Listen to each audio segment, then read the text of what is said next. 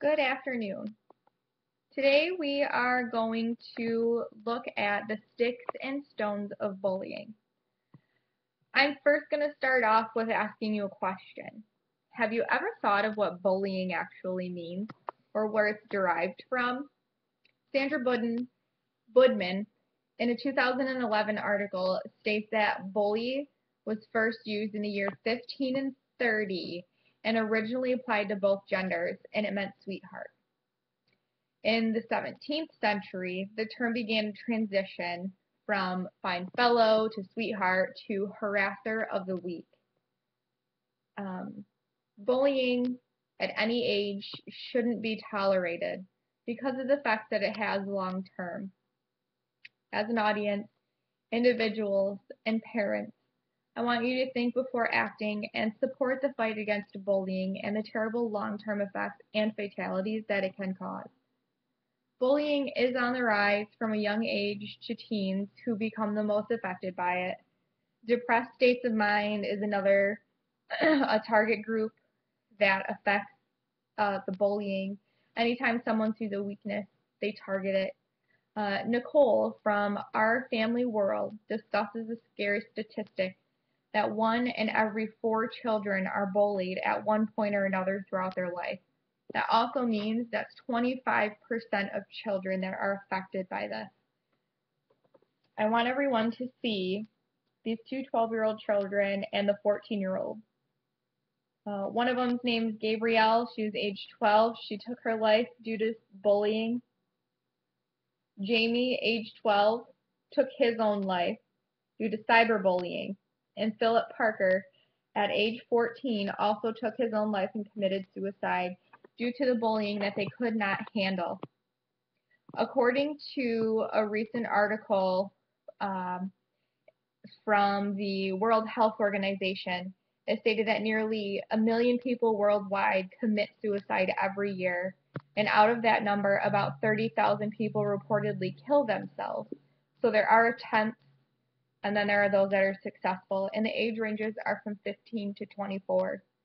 In cases like these 3 young individuals, they are more likely to attempt to commit suicide due to bullying because they have an inability to cope with a variety of factors, hormones, emotions, things that they cannot channel at a young age.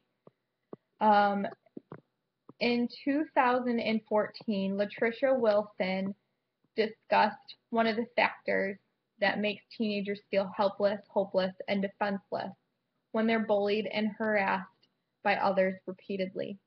The emotional and mental turmoil that bullying causes the victim to experience gives individuals a false perception that they've been permanently trapped by the abuse, which causes the children like these 3, Gabriel, Jeremy, and Philip, ages 12 and 14.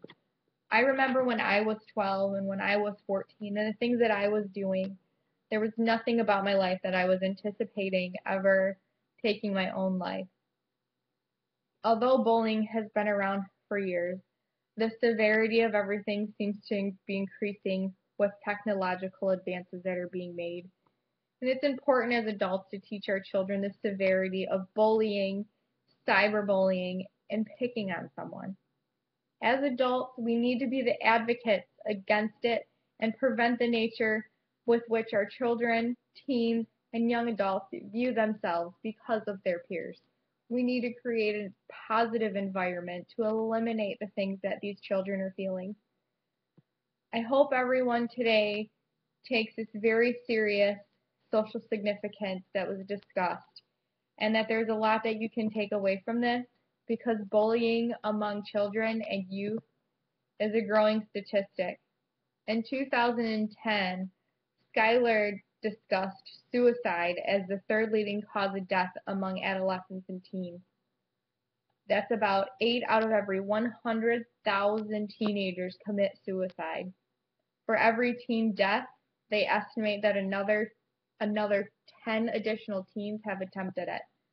So I hope today that we can take away from this discussion and persuade ourselves as individuals and parents to think before we act and support the fight against bullying and the terrible long-term effects that it can have on our children. And again, remember these faces. These children will never get to see a driver's license, a graduation, anything of that nature. This is a very serious cause. Thank you.